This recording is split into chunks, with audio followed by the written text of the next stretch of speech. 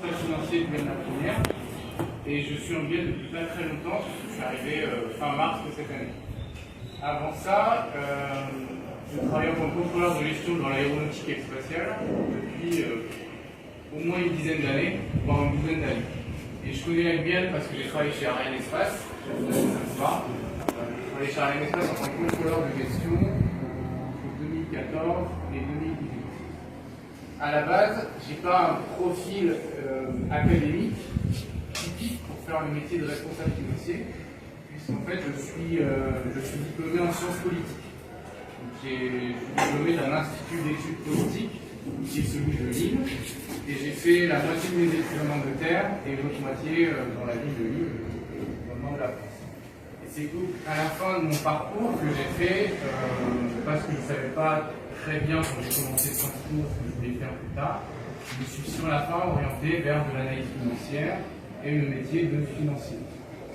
Alors, je vais vous poser des questions très simples pour voir si c'est des notions qui vous parlent. Donc, moi je suis aujourd'hui responsable financier, mais avant ça j'ai fait une douzaine d'années en tant que contrôleur de gestion. Et est-ce qu'il y en a un d'entre vous qui sait dire la différence entre un contrôleur de gestion et le métier de comptable? Parce que souvent on me dit responsable financier, vous êtes un comptable. Alors il y a du vrai, mais c'est pas tout à fait vrai.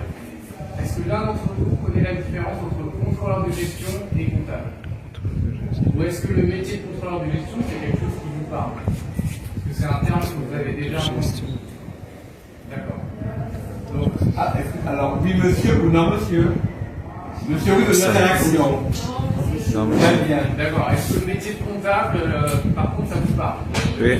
D'accord. Est-ce que l'un d'entre vous peut me dire ce que, pour lui, comptable, ce que ça représente, ce que c'est votre métier? L'un d'entre vous. N'hésitez pas, il n'y a pas de mauvaise réponse. Allez-y. C'est plus dans la gestion des finances. Alors, c'est forcément dans la gestion des finances, tout à fait. Donc, je vais un petit peu développer. Pour moi, le comptable, c'est celui qui va s'assurer du réglementaire, qui va enregistrer, qui va s'assurer que la situation elle est la plus vraie possible. Là où le contrôleur de gestion, en fait, il va être dans le prévisionnel. Il va essayer de savoir ce qui pourrait arriver plus tard. Donc le métier de comptable, vraiment j'enregistre, je suis fidèle à la situation du moment. C'est-à-dire que j'ai dépensé 50 €, je m'assure que les 50 € sont bien dans mes comptes. Là où le contrôleur de gestion, lui, va être plus. Ah oui, mais dans 6 mois, il va falloir que je dépense 100 €. Donc il faut que je m'assure que dans 6 mois, j'ai les moyens de dépenser ces 100 €. Je ne sais pas si c'est clair pour vous. Et le responsable financier, en fait, il s'assure des deux exercices. Donc généralement, un responsable financier va avoir une équipe comptable et une équipe contrôle de gestion. Voilà. Alors, avec bien la première, il s'avère que moi j'ai dans mon équipe 2 personnes, c'est 2 comptables, et quelque part j'assure le rôle de contrôleur de gestion en plus de mes responsabilités en tant que responsable financier. Voilà. Qu'est-ce que je peux vous dire d'autre? Alors moi outre mon parcours, j'ai pas fait une école de commerce, voilà, j'ai fait Sciences Po. J'ai pas passé beaucoup de temps en Guyane, puisqu'entre les missions chez Ariane Espace et mon arrivée, en tout cas, j'ai peut-être passé 1 an en Guyane sans plus. Et l'autre spécificité, c'est que j'ai passé beaucoup de temps à l'étranger, puisque outre mes études avant ça, moi j'ai passé à votre âge, j'habitais en Angleterre, puis après j'habitais en Belgique, j'habitais en Hollande. J'ai beaucoup voyagé, parce que je viens d'une famille de militaires. J'ai passé plus de temps à l'étranger qu'en France hexagonale. Et pour ces raisons-là, j'ai mis un peu de temps avant de trouver le métier qui me correspond et construire mon parcours professionnel. Voilà. Allez-y. Vous parlez plusieurs langues? Alors, c'est bon. Je parle anglais couramment, pas bien, mais il n'y a pas de souci. J'ai habité en Allemagne, en Belgique flamande, je comprends, et en fait je suis très mauvais, et je ne saurais plus parler allemand ou néerlandais. Compliqué. C'est bien dommage d'ailleurs. D'accord.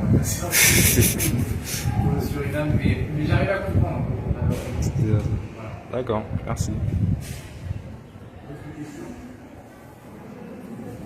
Bon, bah, n'hésitez pas, merci à tous. C'est clair pour tout le monde? Alors, qui se pose une question? Qui voudrait faire? Comptable ou Contrôleur de gestion, responsable financier. est-ce que le métier vous intéresse-t-il? Ah, J'ai compris qu'il va avoir plusieurs casquettes. C'est-à-dire qu'il va chapeauter le métier de comptable, il va chapeauter le métier de contrôleur de gestion. Pour faire simple, il va aussi s'assurer des finances, ce qui a été inscrit dans les comptes, le passé et le présent, et anticiper le futur au travers du plan de contrôle de gestion. Un DAF, c'est un niveau au-dessus en fait. Donc DAF, c'est le directeur des affaires financières, généralement c'est l'acronyme, c'est ça que ça veut dire.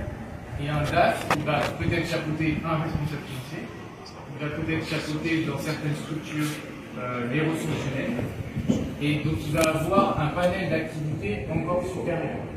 Auparavant, à Guyane la première et à RFO, on avait l'équivalent d'un directeur financier.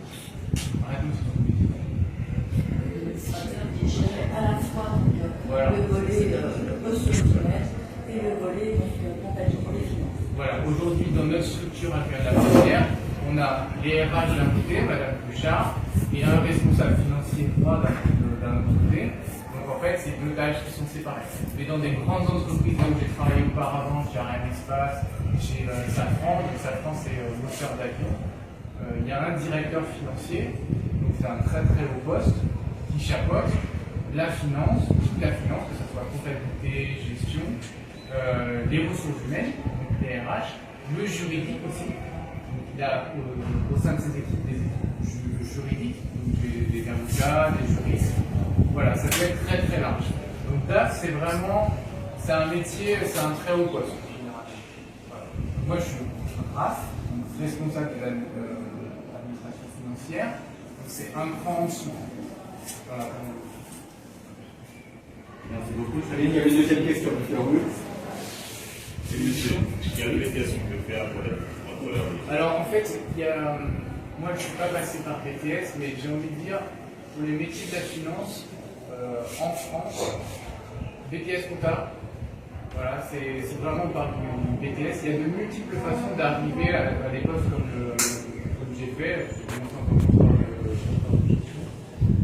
BTS comptable, c'est une bonne entrée. Les écoles de commerce, ça sera forcément les meilleures entrées. Et après, tout ce qui est école de commerce ou Sciences Po, c'est sur concours, donc il faut travailler très dur. Moi, je n'avais pas passé beaucoup de temps en France, donc j'ai dû faire 1 an de préparation avant de réussir le concours Sciences Po. J'étais bon dans certaines matières, mais j'étais par exemple très mauvais en culture générale. Et j'étais très mauvais aussi à l'écrit. Je faisais énormément de fautes d'orthographe, de fautes de grammaire, parce que je n'avais pas passé suffisamment de temps en France. Et ça, c'est rédhibitoire. On ne peut pas réussir un concours comme Sciences Po ou les concours d'école de commerce si on n'est pas bon à l'écrit, si on ne sait pas formaliser notre français. Donc ça, il m'a fallu 1 an de travail très assidu avant que je réussisse le concours. En fait, pour moi, la préparation au concours, elle a été plus dure qu'une fois arrivé à l'école. Ça, il faut le savoir. Donc, ça demande du travail, ça demande beaucoup d'organisation, organisation du temps. Mais en fait, c'est aussi toutes les voies et j'ai envie de vous dire, si je peux compter très vite en entreprise, c'est toute l'expérience professionnelle que vous pouvez avoir, quelle qu'elle soit.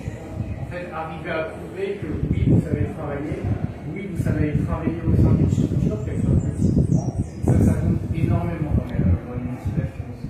Donc, moi, j'ai des camarades, pendant leurs études, ils faisaient les marchés avec leurs parents. Et ça pèse vraiment beaucoup plus tard dans le cadre des recrutements. Très bien. Il y avait une troisième question, me semble-t-il, M. Constantin. Une question. Monsieur Roux, s'il vous plaît, quand vous dites que la préparation au concours a été plus dure que l'entrée elle-même, oui. Ça veut dire quotidiennement. En fait, très jeune, il fallait que je m'organise. Savoir, je me fixais je me levais lever à 6 h du matin. En fait, j'organisais mes journées. Ça pour moi c'est essentiel. Et on ne peut pas se dire, ok, je me lève à 6 h du matin et je vais travailler de 8 h à midi. Non, il fallait que je séquence vraiment ma journée parce que même encore aujourd'hui, moi je suis incapable de me dire je vais travailler pendant 4 heures d'affilée. Ça ne marche pas. En tout cas, pas pour moi. Moi je sais que toutes les heures, il faut que je m'accorde au moins 5 à 10 minutes de pause. Quand je me pose, ça ne veut pas forcément aller à l'extérieur, etc. Mais je fais autre chose. Je déconnecte pour après mieux me reconnecter à mon travail en étant beaucoup plus efficace. Donc déjà, structurer ça et savoir déjà anticiper sur les créneaux que j'ai dégagés, sur quel sujet, quelle matière je vais travailler. Ça, c'était primordial. Donc moi, il y avait une liste de choses où j'étais bon et une liste de choses où j'étais mauvais. J'ai choisi de travailler sur mes points faibles. Après, il y a différentes stratégies, mais il faut vraiment la capacité à prévoir, à planifier. Pour moi, c'est la clé du succès. Encore aujourd'hui, dans ma vie professionnelle, c'est clairement ce qui me fait avancer. C'est-à-dire que si j'ai une réunion avec notre directrice, tous les lundis matin, en fait, on a une réunion, on appelle réunion CODIR, où tous les responsables de l'entreprise se réunissent et on fait le point sur la semaine qui va se passer et les semaines à venir. Cette réunion, en fait, je la prépare en amont. C'est-à-dire ce que je vais dire à mes collègues, je l'écris, ou en tout cas dans les grandes lignes. Et chaque fois que je ne fais pas ça, au final, je me perds et je suis moins efficace, mon message va beaucoup moins bien. Donc, réussir à planifier, anticiper, ça a été la clé de la réussite, que ce soit chez vous. J'ai une autre question, parce que justement, ça. C'est la préparation aussi, et on fait ça en vidéo avec M. Perry. Quand vous dites organiser, quand vous avez à formaliser, c'est par écrit, vous avez un planning. Moi, c'est toujours par écrit. Je prends une feuille, un papier, un crayon, une feuille blanche. Je me fais un tableau, en fait. Mais vraiment tout simple, hein. Il est très très basique. Et ça marche toujours mieux de le faire, enfin, en tout cas pour moi, de le faire par écrit plutôt que de le faire avec l'ordinateur, etc. Je prends une feuille blanche, je prends un stylo, lundi, mardi, mercredi, jeudi, vendredi, samedi, dimanche. Ok, qu'est-ce que je vais faire à quelle heure, dans les grandes lignes, et après je suis structuré et je m'y tiens. Je sais que quand j'étais très jeune, il fallait que quand on est jeune, on aime bien voir ses amis, faire la fête, etc., pas trop être un peu insouciant. Moi, je me suis astreint à des routines. Je me dis, non, à telle heure, le vendredi soir, à 22 h, il faut que je sois couché. Parce que sinon, je sais très bien que le lendemain, je ne peux pas aller faire du sport. Alors moi, je fais énormément de sport. Le sport, c'est ma séquence de sécurité. Donc, mes séances de sport, elles étaient planifiées aussi. Les séances de travail étaient planifiées, les séances de sport étaient planifiées. Mais à quel moment je vais manger, etc. Tout ça, c'était planifié. Et je peux vous assurer que si je n'avais pas fait ça, je n'aurais pas réussi. Le concours est quand même très très dur de rentrer à Sciences Po, c'est très très sélectif. Et si je n'avais pas fait ça, je n'aurais pas réussi. Oui, pardon, oui, monsieur. Excuse-moi. Excuse-moi. Plus fort.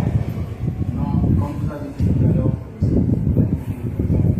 la semaine, pour les aider dans la vie avec les évolutions pour vous arriver à. Je suis désolé, Ah, mais ça, en fait, c'est rigolo, mais ça, il faut planifier aussi. On ne sait pas quel va être l'imprévu, mais se dire, si jamais je ne dois pas faire quelque chose comme prioriser en fait dans sa journée, se dire, ok, si jamais quelque chose m'arrive, sur ma journée, quelle est ma priorité? Quel est le truc que je veux absolument le faire? Quoi qu'il arrive. Ça peut être le travail, ça peut être le sport, ça peut être l'alimentation, ça peut. Voilà. C'est comme ça que je planifie les imprévus. C'est-à-dire, quoi qu'il arrive, ça, je le fais. Voilà. C'est une très bonne question. Il ne faut pas être trop. C'est-à-dire que, quand je vous dis aujourd'hui, je planifie encore mes journées, c'est vrai, mais c'était pas aussi. Quand je faisais des années de prépa, c'était très très rigoureux. Avec le temps, avec l'expérience, il y a des choses qui viennent naturellement. Donc aujourd'hui, j'ai une vie qui peut être considérée comme très locale. Je fais quelqu'un qui va se coucher très tôt, 22 h maximum, attention. Mais j'ai pas besoin de le noter sur un papier, c'est ancré dans ma routine en fait. Voilà. vous parliez alors, qui dit confort dit beaucoup de travail, des heures de sommeil. Alors les heures de sommeil, c'est primordial, surtout quand on est jeune et surtout quand on débute des études très dures. Donc pendant les années de prépa, j'étais avec, comme camarade, j'avais des gens qui faisaient médecine, qui préparaient médecine. Et là, c'est encore pire. Ceux qui vont faire médecine, c'est bien pire que Sciences Po en termes de concours et de travail. C'est beaucoup d'apprentissage, c'est emmagasiner énormément de connaissances. Et vraiment, il faut savoir, c'est du par cœur en fait, c'est énormément par cœur.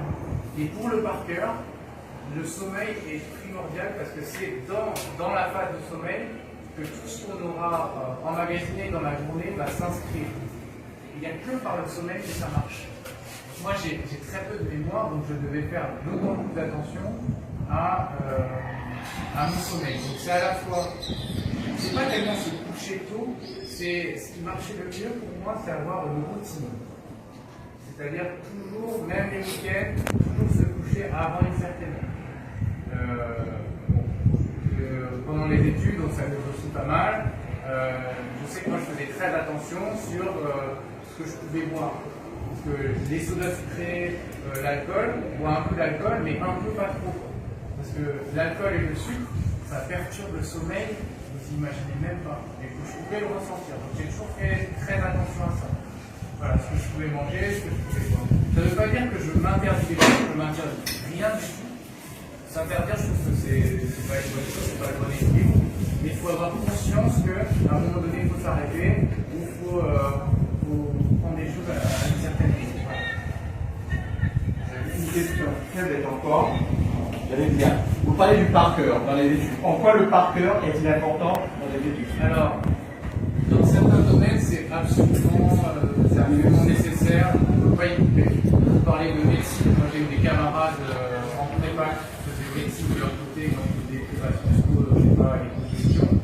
En médecine, il y a des choses, c'est déjà les termes, c'est du latin, c'est du grec.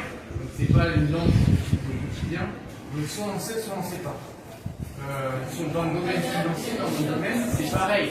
Il y a des choses, soit on les sait, soit on ne les sait pas. C'est des termes qu'on ne va pas utiliser. Donc, il faut de par cœur. C'est comme les mathématiques. Si on n'apprend pas ces tables de multiplication par cœur, oui, ok, on peut s'y retrouver, mais on ne sera jamais aussi rapide. Ce que j'apprends à ma fille de ans, les tables de multiplication, on les fait tous les jours pour que ce soit après instantané. Quand les choses sont instantanées, on gagne beaucoup de temps sur le reste. On a beaucoup plus de liberté d'esprit et utiliser son cerveau et sa mémoire pour d'autres choses. Voilà, tout ne doit pas être appris par cœur.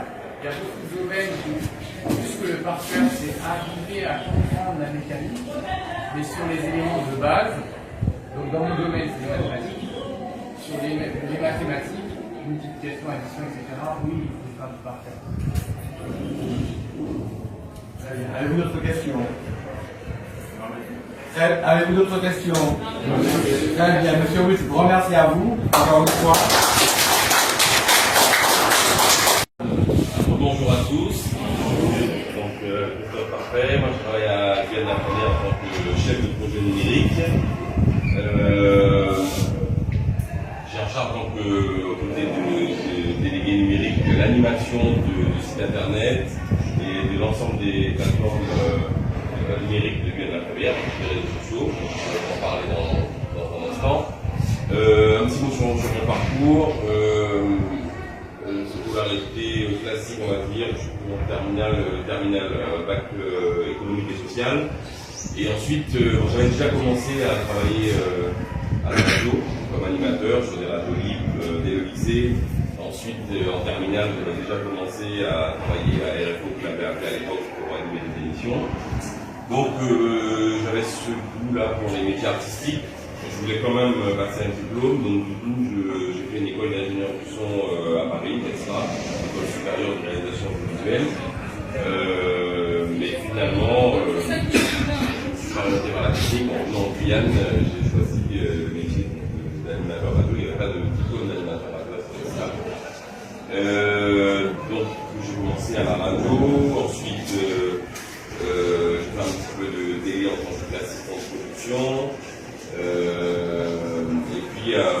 années après, après avoir fait un peu tous les créneaux qu'il y avait à la radio, on m'a proposé de devenir responsable des programmes, commentateur de spécialité à la radio, de gérer un petit peu les animateurs, ce que j'ai accepté, ensuite directeur d'antenne, et puis je suis parti, j'avais envie de voir autre chose, donc je suis parti à Paris, à Malakoff, donc aussi au Outre-mer, qui gère toutes les stations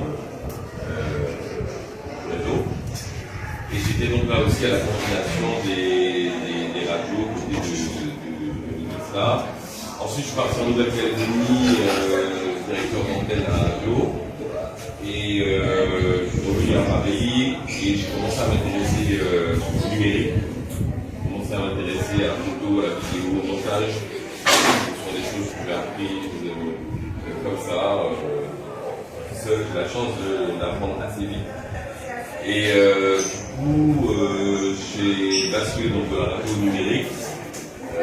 Donc maintenant, comme je vous disais, donc, je m'occupe de l'animation de notre site internet. Je ne sais pas si vous connaissez le site internet de la première. Et je vais vous informer. Et donc il y a 3 grandes zones, on va dire, sur le site. Une zone actu, donc avec des articles qui sont faits par des journalistes.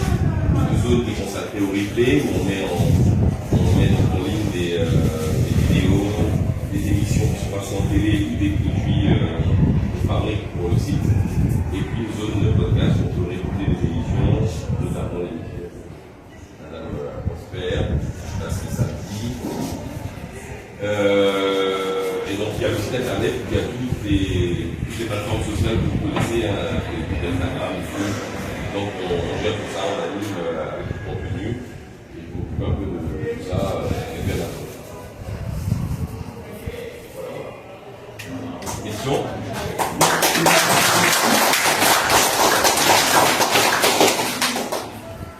Les jeunes, à vous la parole, des questions. Qui a des questions? Oui. C'est vous qui animez Non, c'est vraiment, c'est un autre bracelet. Alors qu'est-ce qu'il a dit? Pourquoi? Qu'a dit M. Parfait? Quelle est sa profession au sein du Ghana Première? Mais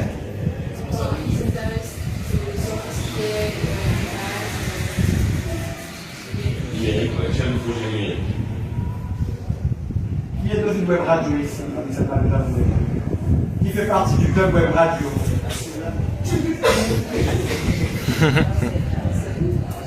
Là, non?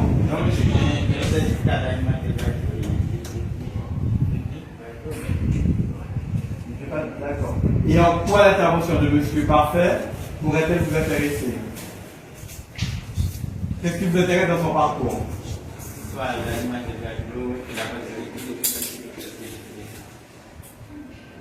Et qu'a dit M. Parfait par rapport à son cursus scolaire?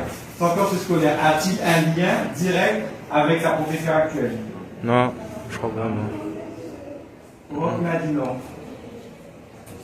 Il a dit quoi, économie sociale? Alors, je n'ai pas entendu qui a dit non.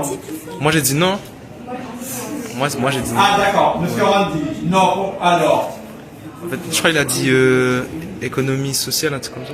Très bien, M. Parfait également a obtenu un bac économique et social. Oui. Donc elle est plus dans l'économie, d'accord? Et ça n'a absolument, me dis le trompe, ça n'a rien à voir avec Ça... ce qui se fait actuellement, nous sommes d'accord. Donc tout ça pour vous dire les jeunes, c'est la raison de, encore une fois, de la présence des mentors que vous avez ici, ce que vous faites actuellement. Le baccalauréat que vous allez obtenir à la fin de l'année n'est pas forcément une poursuite et un emploi direct à ce que vous faites actuellement. Donc ça pourra vous donner d'autres, ça pourra vous servir de pont, ça pourra vous servir de tremplin pour faire autre chose. Nous sommes bien d'accord. Donc c'est la raison pour laquelle ouvrez votre esprit davantage. Donc encore une fois, il y a des questions pour monsieur Parfait, s'il vous plaît. Oui, monsieur Constantin.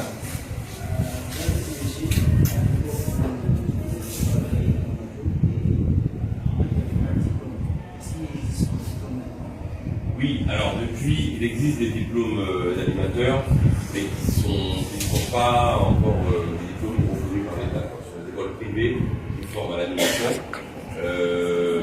Mais bon, honnêtement,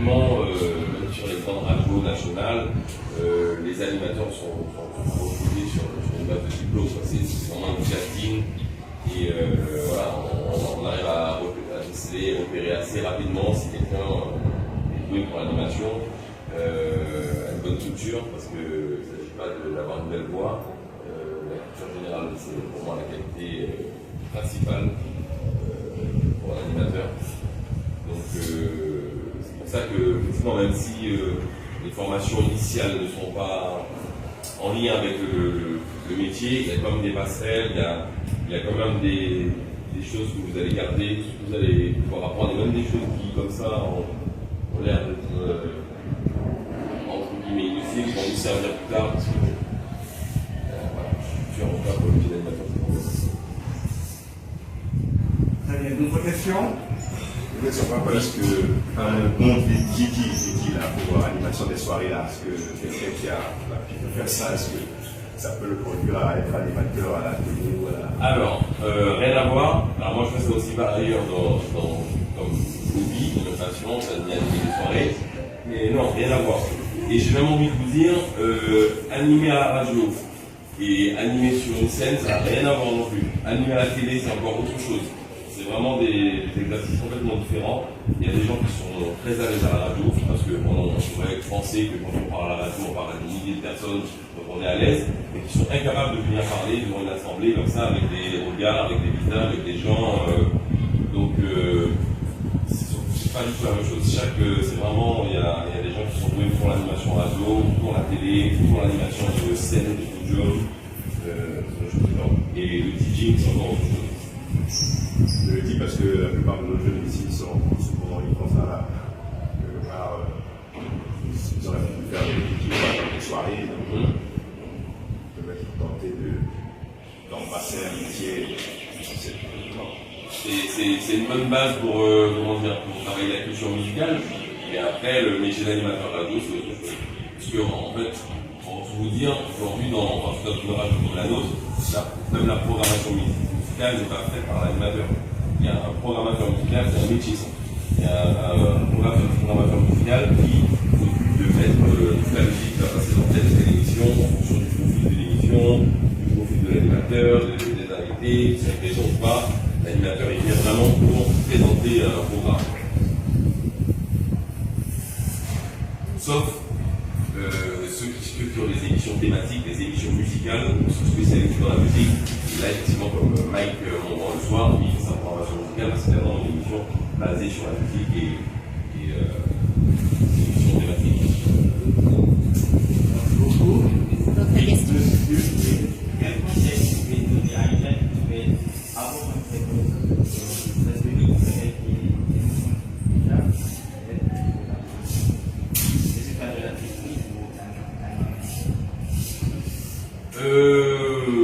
comme ça, j'ai envie de dire être curieux. Bon, c'est vraiment la plus grande qualité, c'est être curieux, s'intéresser à tout. S'intéresser vraiment à tout. Ne pas se fixer de limites. Moi, par exemple, je faisais du montage audio, je faisais des pubs radio, des spots, des promos pour les émissions, tout ça, voilà. Et un jour, il y avait un festival de reggae, ça vous connaissez ce programme-là, il organisait un festival de reggae ici, le One Love Festival, de reggae. Il me dit, mais tu serais capable de me faire un spot vidéo aussi, une pub vidéo qui doit passer à la télé. Je n'en ai jamais fait. Je n'ai pas osé vous dire que je ne savais pas le faire, j'ai dit oui, je peux. Et j'ai dit oui, je peux. Et dans la nuit, j'ai téléchargé le logiciel qu'il fallait, j'ai regardé des tutos. J'ai réussi à le faire et puis c'est ce qui m'a fait me mettre au montage vidéo par exemple. Donc en fait, franchement, il n'y a que la seule limite, c'est le niveau d'intensité que vous mettez dans l'investissement, dans l'énergie que vous mettez à apprendre quelque chose. Mais en vrai, il n'y a pas beaucoup de freins, il n'y a pas beaucoup de... par ailleurs, je fais de la musique, je me suis dit guitare aussi, sur un coup de tête, j'ai acheté une batterie. Et assez rapidement, je me suis retrouvé à jouer dans des groupes, à faire des tournées. Je veux dire, il n'y a vraiment aucune limite. La limite, c'est votre cerveau. Oui. Je voulais vous dire que notre classe, la classe qui est devant vous là, est en train de travailler sur un projet de création d'un site au niveau de l'établissement. Ce site a pour but d'aider les élèves à s'y inscrire pour rechercher des stages, parce qu'on a souvent des difficultés pour trouver du stage. Est-ce qu'à votre niveau, il y a possibilité de collaborer avec ces élèves qui sont en train de monter ce site-là, pour leur donner des conseils pratiques, parce que, en fait, dans le projet, ils travaillent en autonomie. Et donc, ils doivent chercher eux-mêmes les partenaires avec lesquels ils doivent travailler. Donc, est-ce qu'il y a possibilité, par exemple? Oui, moi je suis pas un expert en création de site, mais oui, je me connais un petit peu et je pourrais éventuellement donner des conseils. Sans problème. Je crois que vous devez prendre note là. Oui.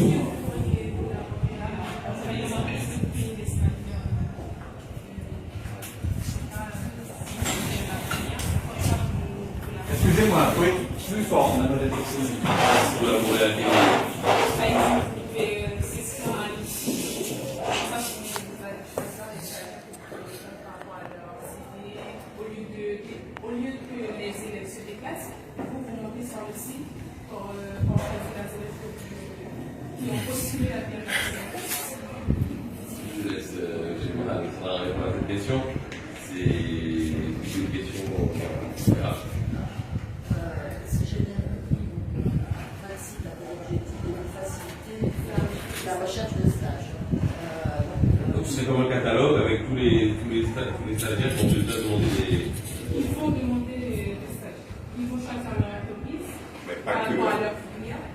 Et si, par exemple, vous allez choisir, si par exemple, on a des bits, on choisit bien les filières par rapport à notre CV, les entreprises, vous allez choisir quel élève qui va participer.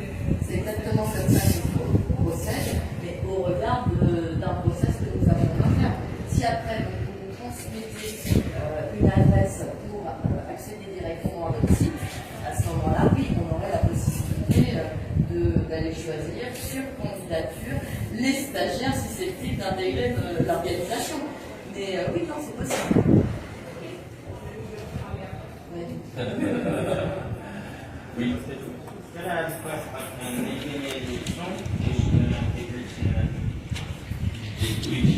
Alors, il faut savoir que dans la formation d'ingénieur du son, en fait, la troisième année, il y a une année de spécialisation. Donc, soit on prend l'option technicien audiovisuel, ça veut dire que là, on peut se retrouver à travailler donc, à la radio ou à la télé, parce qu'à la télé aussi, il y a une son, par exemple, si vous regardez le journal, sur les télévisions, il y a quelqu'un, juste une personne qui est chargée de gérer tous les micros qu'il y a sur le plateau. Les niveaux, les micros quand il faut les régler. Donc ça, c'est la première option. En tant qu'ingénieur du son, on peut être technicien audiovisuel. Il y a une option ingénieur studio. Et là, c'est pour enregistrer donc, des albums, des artistes en studio. Et là, c'est encore une facette du métier. Il y a des techniciens qui travaillent dans les radios qui sont incapables de travailler dans un studio de production musicale. Tellement c'est un autre métier. Et le troisième pilier, c'est le technicien de sonorisation. C'est-à-dire les techniciens qui vont travailler sur des concerts, qui vont régler les sons pour les musiciens en façade. Et là aussi, même si les compétences sont un petit peu les mêmes que le technicien studio, mais c'est vraiment un autre métier. Et alors ici, c'est vrai que bon, les techniciens font.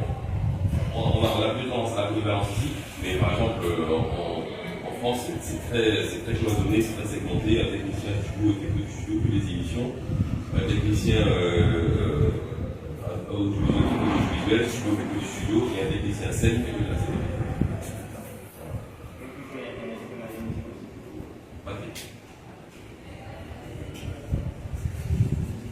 D'autres questions? Vous voyez que M. Parfait, que c'est les lettres que je vous ai assignées pour le mentorat, vous voyez qu'il est déjà très motivé. Je ne l'ai pas choisi au hasard. Peut-être me suis-je un petit peu trompé avec Madame Sophonie, c'est RH. J'ai dû confondre les deux, mais enfin, c'est pas grave. Ça va leur permettre vraiment de développer leurs compétences. Monsieur Parfait vous a parlé également d'autodidacte. il a découvert les tutoriels par lui-même. Donc il a aussi parlé de curiosité. Il a dit que M. Parfait également dit qu'au sein de lui, la première qui évolué, il a touché à plusieurs emplois, c'est ça? Donc ça veut dire, c'est tout naturellement qu'on vous a offert le poste de responsable. Oui, enfin, c'est des chances aussi qu'on a de travailler dans une entreprise qui favorise la reconversion, qui permet aux collaborateurs qui sont parfois qui s'essoufflent un petit peu parce que il y a des techniciens, par exemple, le technicien radio qui fait ça depuis 20 ans, 25 ans, 30 ans, il faut comprendre qu'au bout d'un moment, il a envie de faire autre chose. Et on a donc la chance, effectivement, d'avoir plein de métiers différents dans notre entreprise. Et donc, on a dans la maison de bels exemples, de beaux exemples de reconversion, de gens qui sont passés, et parfois sur des métiers qui n'ont rien à voir. On a des techniciens qui sont passés dans l'administratif, que ce soit à la comptabilité, au RH ou à la production. Donc voilà, ça aussi c'est encore quelque chose qu'il faut savoir, c'est que même dans les premières années de votre vie active, il faut avoir peur si vous sentez que c'est peut-être pas ce que je voulais faire, c'est peut-être pas quelque chose qui m'épanouit, parce que ça aussi c'est quelque chose qui doit...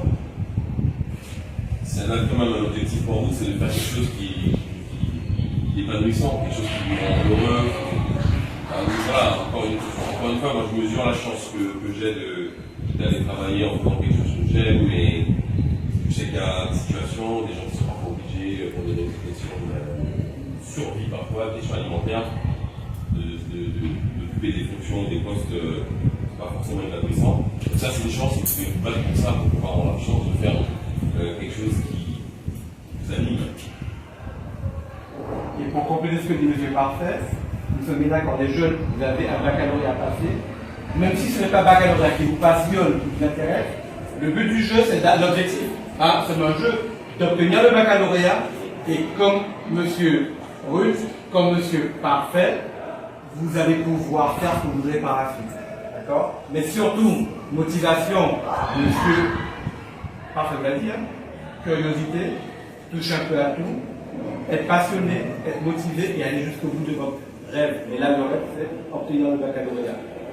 D'accord? Monsieur Parfait, je vous remercie à vous.